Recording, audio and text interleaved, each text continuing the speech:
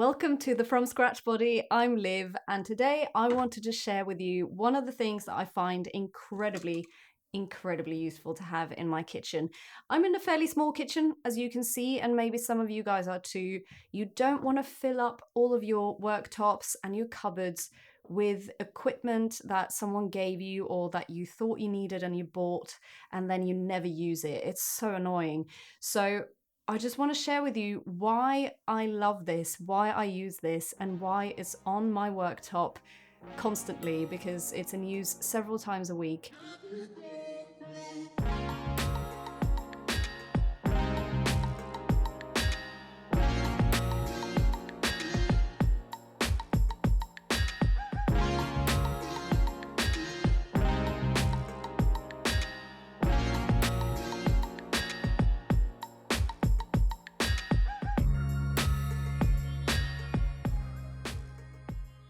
This is an Instant Pot. It's a pressure cooker. They're super popular. You might have seen them, or you might have seen recipes that include the use of them, because there are so many Instant Pot recipes out there, thousands and thousands of different ideas of how you can use them.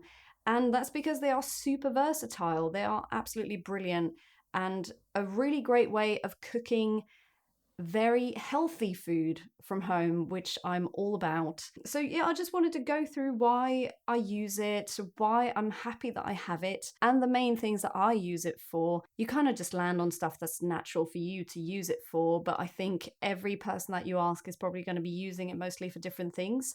I know that it's very popular to make yogurt in them. I have seen recipes for family-sized Japanese pancakes, like one big pancake, which I'm yet to try in here. I'll go through how I use it mostly in a second, but I just wanted to show it to you properly if you haven't got one, if you haven't really seen one up close.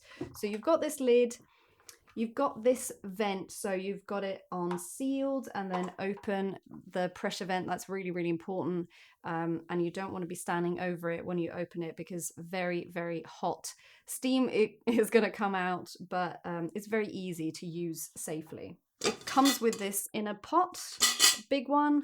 It has a line that, sorry, that's this one rattling, I'll talk to you about in a second. It has a line that tells you where to not go over in terms of volume. That just goes straight in there. You can see the inside here. The bowl goes in, and then you've got this steam rack, which is useful for quite a lot of different things, which goes in. You can see that it's going to keep it off the bottom just a little bit. All these different buttons, which is obviously very fun. Some of them kind of say different types of food that you might want to make in here. So soups and broths, meat, stew, bean, chili, poultry, rice, etc. And they're just set timers that you can choose. So let's say, I mean, I've got nothing in here now, but if I press the meat, it sets to 35 minutes, because if you do a stew, that's a good amount of time to do, which is super quick, isn't it? To make a stew in 35 minutes. Not going to do that right now. But that is the most amazing thing about the Instant Pot. It's super quick because of how it pressure cooks it. So it takes the amazing attributes of a slow cooker and just speeds it up. It's really fantastic. I've made stews in here. You can see one of my videos on a lamb stew on my channel, so check that out. It's just like a minute long, really quick run through of a lovely lamb stew that I make. So the button that you're going to want to use the most to just be in charge of the minutes yourself, because a lot of recipes you find they're going to tell you it's 12 minutes, you know, and then you just choose pressure and you set the time to 12 minutes, and then you let it build up the pressure and do its thing. You can press keep warm if you want to keep something in there and just keep it at a good temperature before you serve it, which it also does automatically when it finishes cooking at the time that you set it for. So for instance, if you do a stew and it's been going for 35 minutes and then it starts naturally releasing that pressure, you can choose whether you, let me put this lid on actually. You can then, with this, you can not really see it behind here, but you can then release the pressure straight away called quick release, or you leave it to release slowly, slowly, slowly on its own, natural release. And different recipes are going to tell you different things, so it depends what you're making, really. You can also choose pressure level, low or high pressure. Most recipes are going to be high pressure because if you're using the Instant Pot, you want high pressure, you want to get it done quickly. But there are a few examples of when you want some low pressure, but that's quite rare that you come across that in recipes. You have Saute as well, which is brilliant. You can see that in my stew video, that at the beginning I quickly brown the meat in a bit of oil at the bottom, some onion, and then I put in all the vegetables and some liquid and then change it to the stew setting. So you can saute something just on its own, or you can saute something and then you can use it to cook something after that, which is just brilliant. Really, really versatile. So that's great. You can delay the start as well if you want to kind of plan out, you're making loads of different things. You have everything ready in the pot, but you don't really need it cooking for another 2 hours. First, you have to choose then what it is that you will be doing after the delayed start. So let's say that we want to make a stew, but we don't want it to start cooking just yet. We want it happening a bit later tonight. So we set the meat stew button first, 35 minutes, but it's not going to start for another 2 hours. That is the sound it makes when it's kind of ready to go.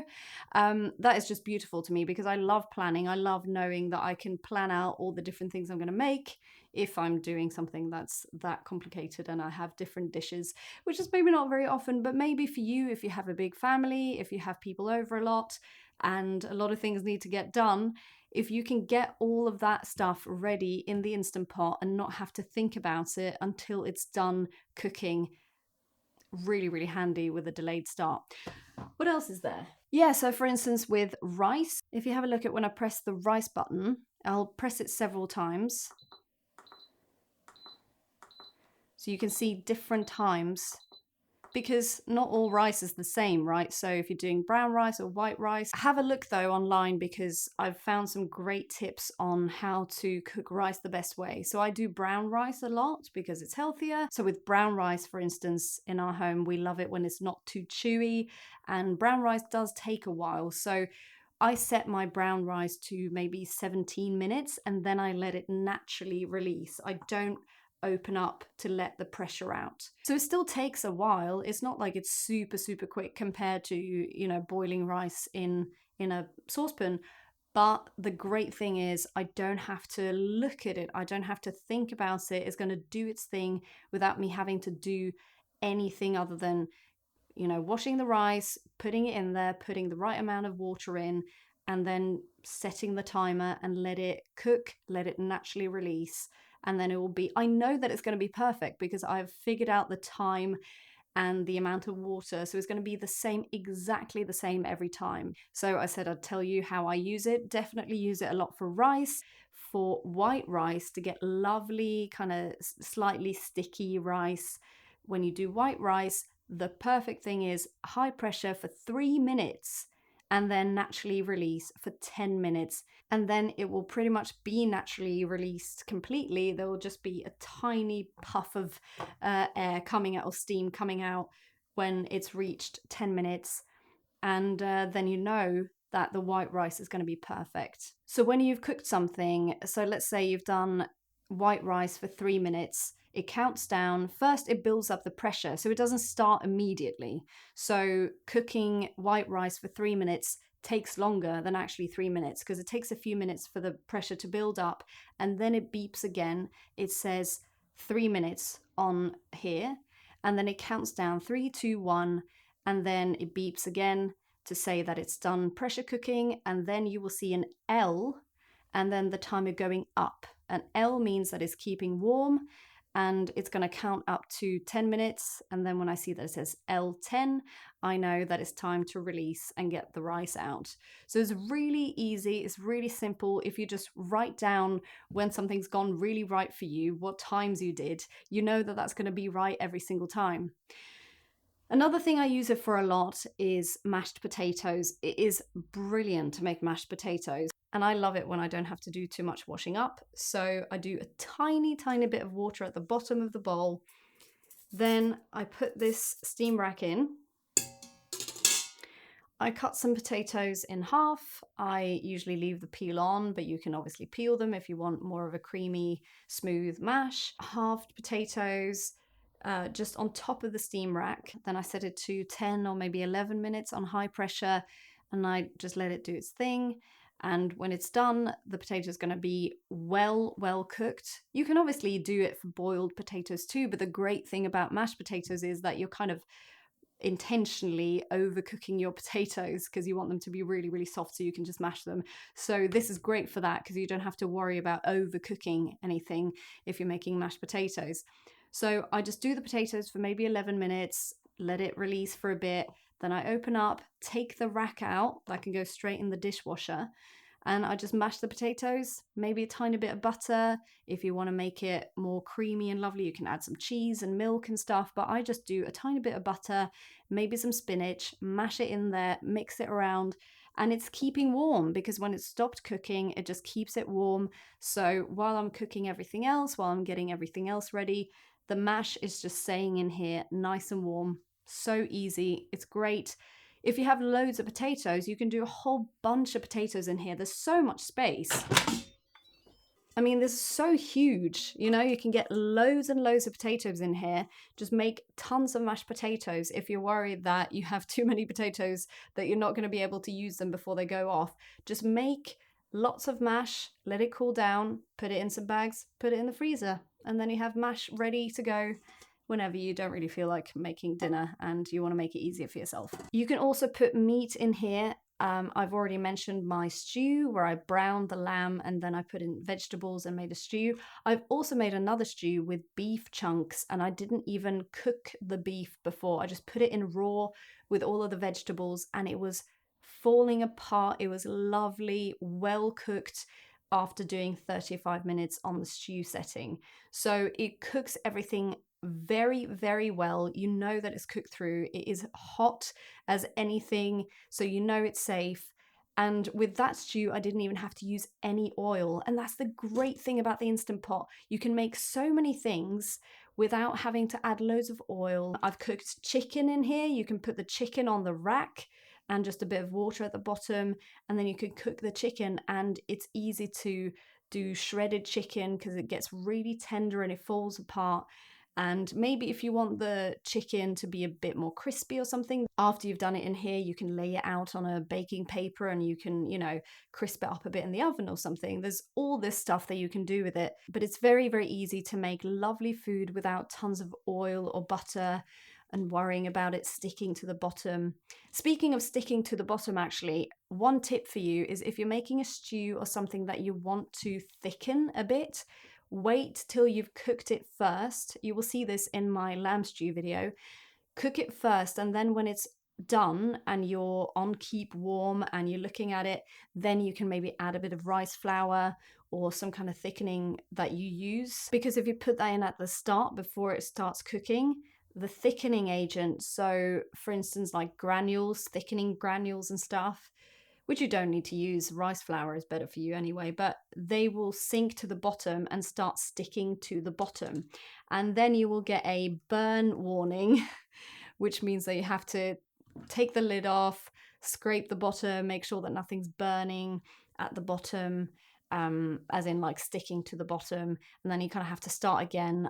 I had that happen once, and it's really annoying if you're trying to plan out the time that dinner's going to be ready. So don't add any thickening agent before you cook it. Just mix that in at the end, because you can still have it in the pot. You can keep cooking it, you know, after it's pressure cooked. So you have loads of freedom to fix that after the fact, because if it's too runny, you can just add a bit, mix it in, it still stays warm, you know, it's not going to cool down. So in terms of saving time, I think it's when you do those things that normally you would do in a slow cooker, like stews and stuff, that's when you save the most time. When it comes to cooking potatoes and rice and stuff that I often do, you're not necessarily saving loads of time because it takes time to build up the pressure, then cook it, and then you have to often naturally release it. So if you compared cooking rice on the hob and cooking rice in here, I don't think actually it would be any faster. The great thing, as I say, is just that you can put it on and not have to think about it at all, and then you can only focus on the main course, and you don't have to worry about how the rice is doing. You don't have to look at it even once. My guess would also be that it's energy saving, but I haven't done any comparisons on that.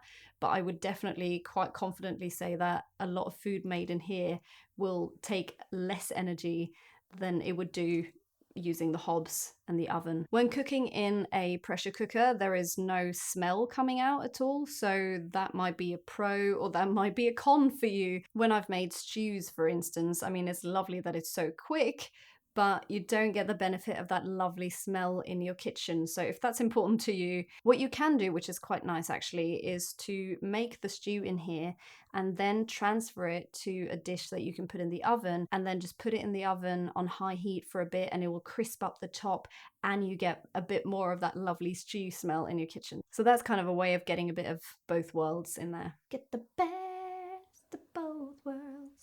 The cleanup is super easy. This goes in the dishwasher. This goes in the dishwasher. This has been in the dishwasher many a time. I mean, it doesn't look entirely brand new, but it looks absolutely fine. Nothing gets stuck in here. I've used it for a long time. I've used it many, many, many times. The lid I don't put in the dishwasher, but this rubber ring that's inside, very easy to take out. That goes in the dishwasher as well.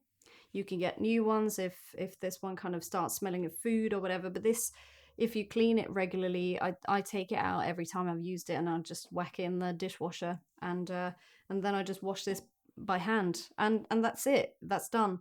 My only con that I can think of is that there's like this gap here, which is where the lid goes in. That's how the lid fits on, but it's kind of hard to get in here and clean it.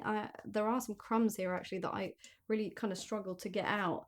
So it's a bit hard to clean around here. That's like the only con really for me. But if you are considering getting an Instant Pot, I definitely have got tons of use out of mine.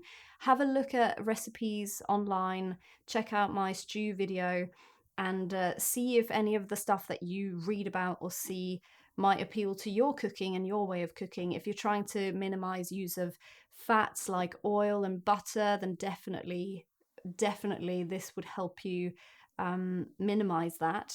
If you love making stuff from scratch like yogurt and making things yourself, then yeah, have a look at it, and maybe it'll be useful for you. And I hope that some of my experiences with it will be helpful too. I'm going to show you one thing. Obviously, because of the time that this stuff takes, I can't make all sorts of different things in this. It would take me all day. But I'm going to show you one of the new things that I've started using my Instant Pot for, and that is making my own stock, which is absolutely amazing because stock from the shop is so salty. You don't need all of that salt. You just want the lovely, lovely flavors from, say, a chicken, which is what I'm going to make. I'm going to make chicken stock, and I've done that in here before. It is so lovely. You will be so happy to have your own homemade stock, and you don't need to spend money on that ever again. So I'm going to keep this rack in here, and I'm going to put everything that I put on that. If you don't like seeing meat or dead animals, I suggest you look away now. But yesterday I made a roast chicken, a whole chicken in the oven. It was really lovely. When you cook chicken, a whole chicken, you obviously get a dead body afterwards. You get a chicken carcass, and you don't want to waste that food. I mean, what a waste that would be, because there's so much flavor in that chicken carcass. So basically just taking all of the leftover chicken that I have from yesterday, and I'm putting all those bits on top of the steam rack. You want to add 2 or 3 cups of some vegetables. I still have some leftover vegetables that we had with the chicken yesterday, so I'm just gonna chuck all of that in. If anything falls to the bottom under that rack, it's not the end of the world, because I'm going to put in loads of water, so we're not going to get that burn notice, I don't think. So I've got some beetroot, I've got some carrot, Brussels sprouts, beans, some onion, And that all goes in there. I might add a bit of onion, a bit of carrot, and some garlic as well. Got a bit of leftover celeriac, I realise, so I'm going to chuck that in there, and some carrot. Just put it all in. You don't have to be worried about getting the ends in and stuff, because it's just all about, you know, it's going to cook for so long, and it's all about just getting loads of flavour. A couple of cloves of garlic, roughly peel and chuck them in there. Celery is really lovely for flavour. I haven't got any celery at the moment, but I've got some celery salt. I'm going to put a bit in there. It smells so nice. Some onion salt. Some thyme, if you have fresh thyme, lovely.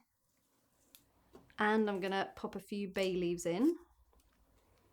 Some whole peppercorns.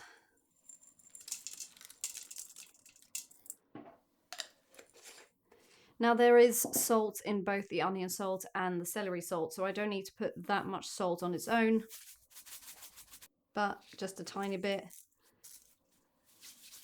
because it's going to be a lot of water, so you don't want it to be completely flavourless. Then about 1 litre of water.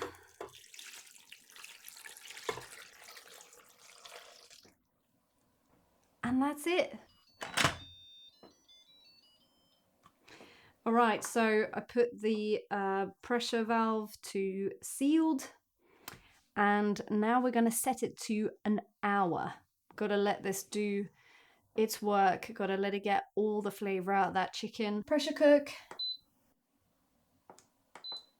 1 hour. So it tells you that it's on.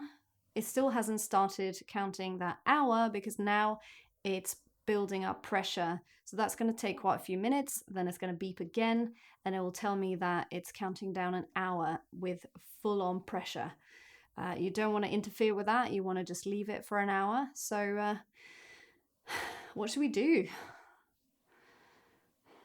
Maybe I should do a different video while I wait. I think I'm going to do that. Okay, I'll do another video and we'll come back to this in a little bit.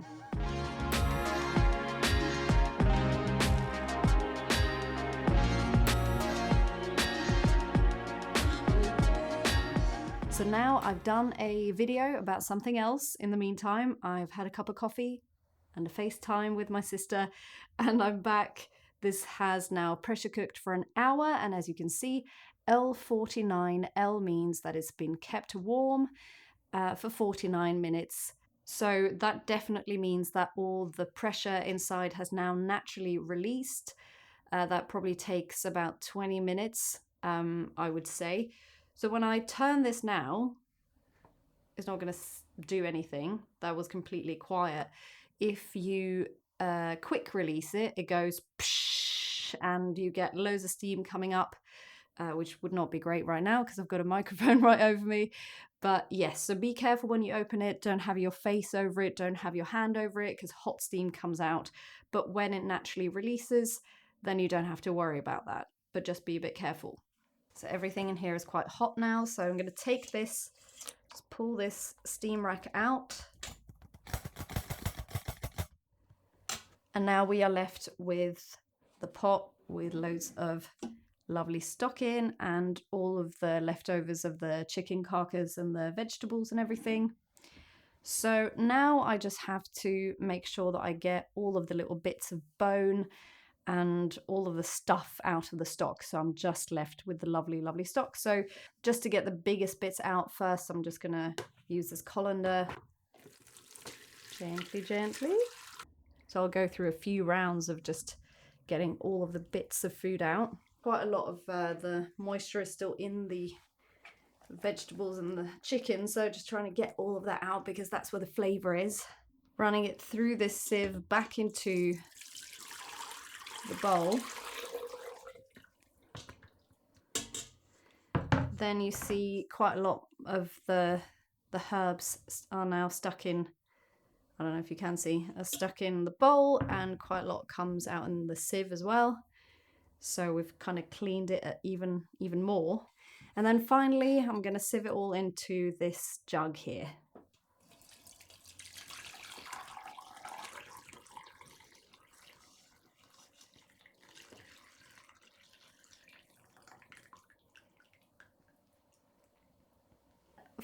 full litre of lovely, lovely homemade chicken stock. I can turn this off now. Don't need that anymore.